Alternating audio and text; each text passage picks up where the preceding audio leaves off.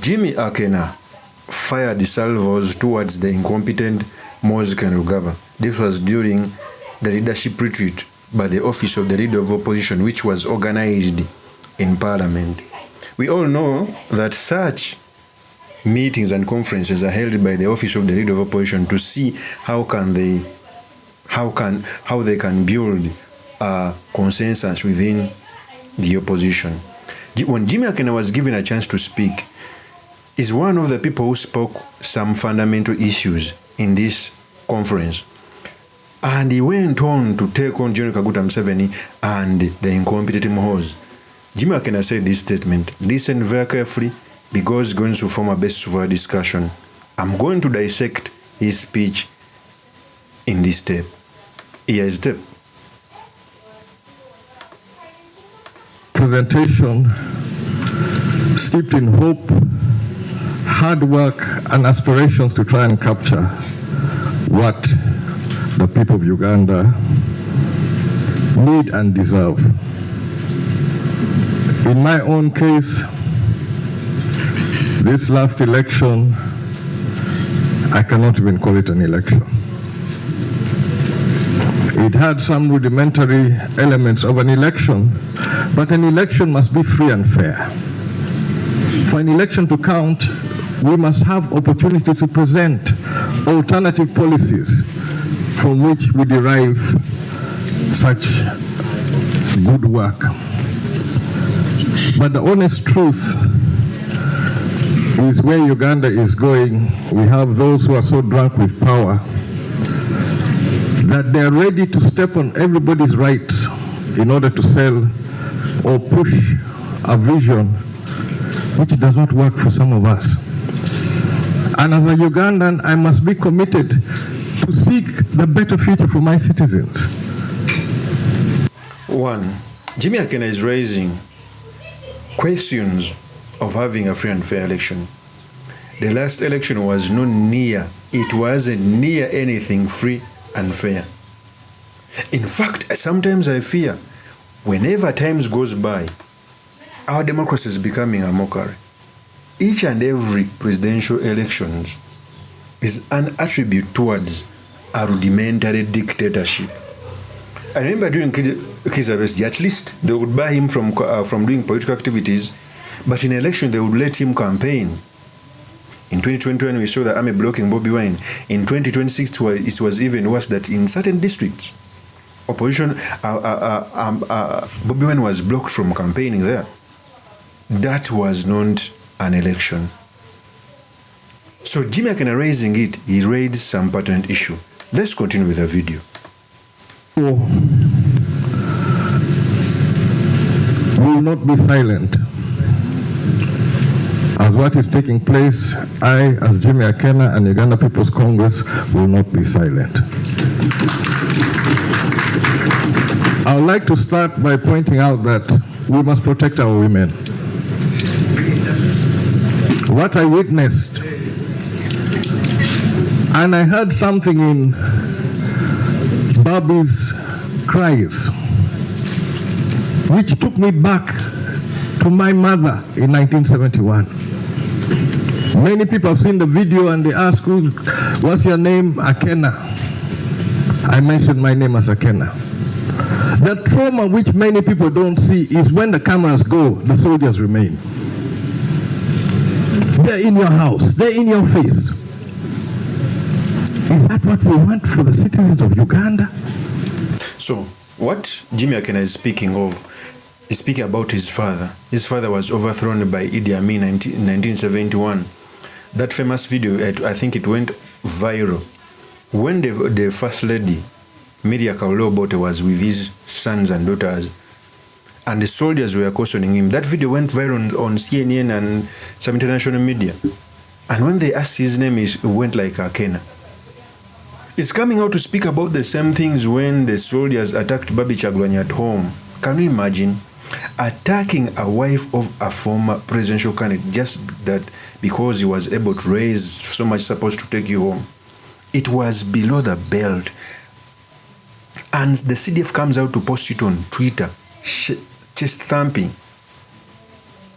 It's the reason why sometimes before God destroys a generation, He sends people to warn them.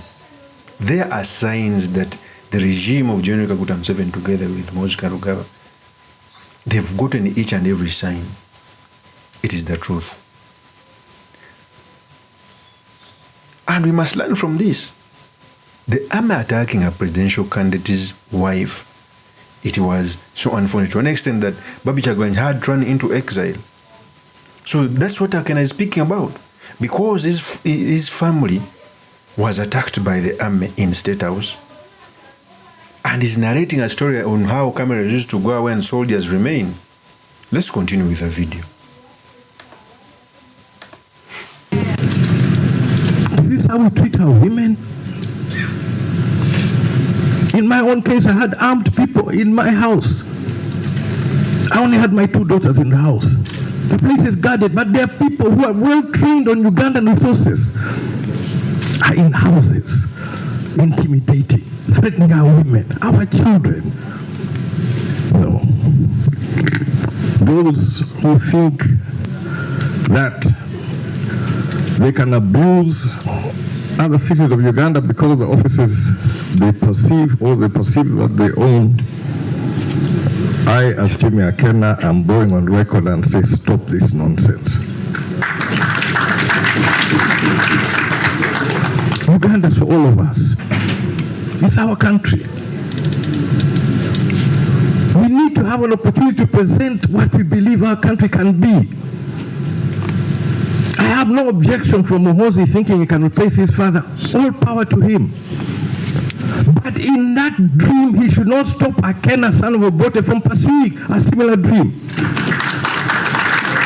It cannot work. If you're son of a president, well and good.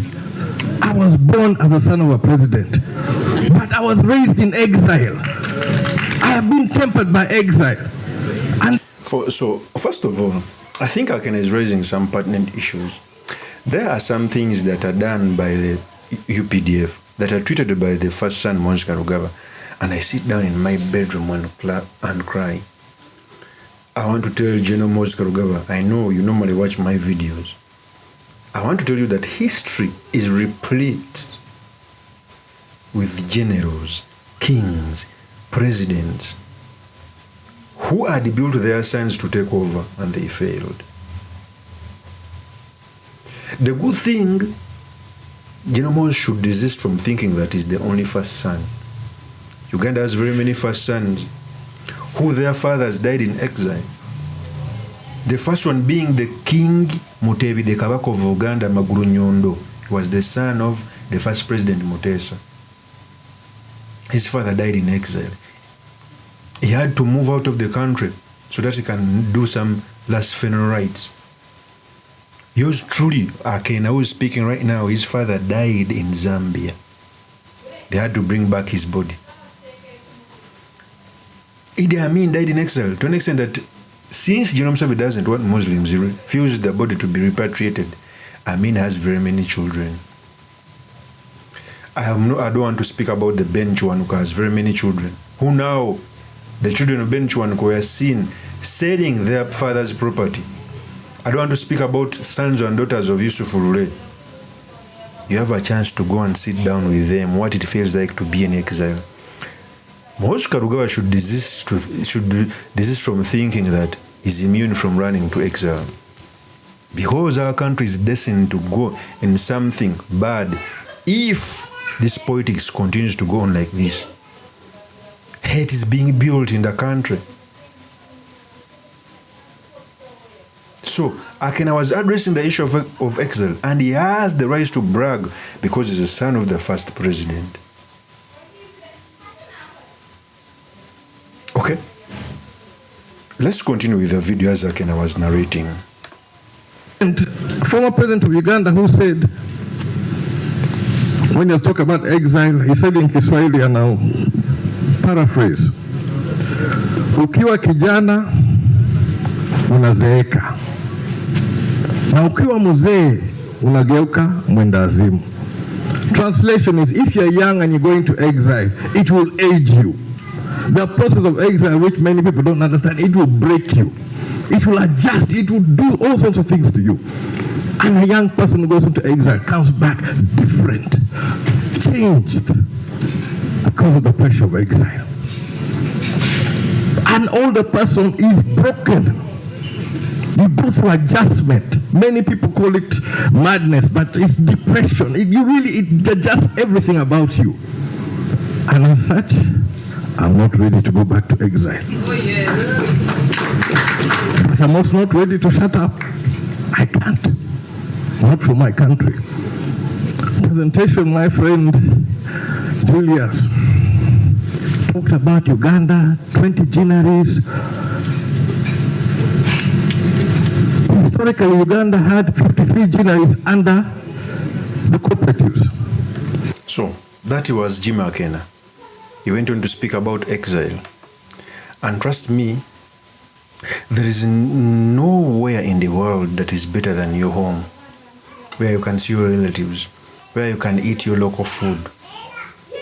Even going to your neighboring countries like Kenya, Tanzania, etc., with different food that is not familiar with your body is one of the worst thing to happen. So AKENA, speaking about exile, he knows what he's speaking about. Our democracy. And for me, I feel bad that the million people that were lost in 1986, the 40 years of General Kaguta Museveni are going down in trenches if at all we don't achieve the true objective of the war that happened in 1986. The objective of 1986 war was to bring constitutionalism, was to bring transition, was to bring to a rule of law, was to end the arbitrary arrest. The same things that the 1986 war allegedly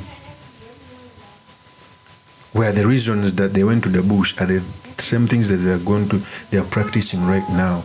The arbitrary arrest, the criminal justice system, the abductions, the torture, the judicial killings, the unjudicial killings. It's what is happening. And some people in power think that they are immune to what happened to their forefathers. Those are the presidents. To what happened to former presidents. Today I ask you that if you're in leadership, you should know that no one can be in power for perpetuity. No one can subjugate the nation forever. When I see people thinking that they are a power themselves, that they forget that there is a higher power in heaven, and by the blink of an eye, sometimes I was talking to someone and he was telling me that how come that General Museveni won by 70%? By virtue of winning 70%, it only shows undemocratic tendencies. Trust me, in a democracy, there is no one who can win by 70%.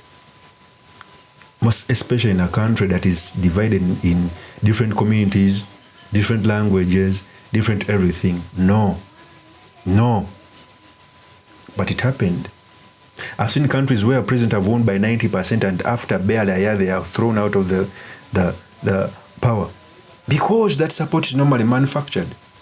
So people in power should understand they should follow the constitution, not their desires. I thank Jimmy AKENA for raising this issue. He talked for almost 20 minutes, but I was able to analyze that. Of course, this is my opinion is truly Mr. Makindi, Kabesura Iman Magali. If you're new to this channel, please subscribe, like, and comment so that I'm motivated to do more of such videos. I'll see you on another one. Peace.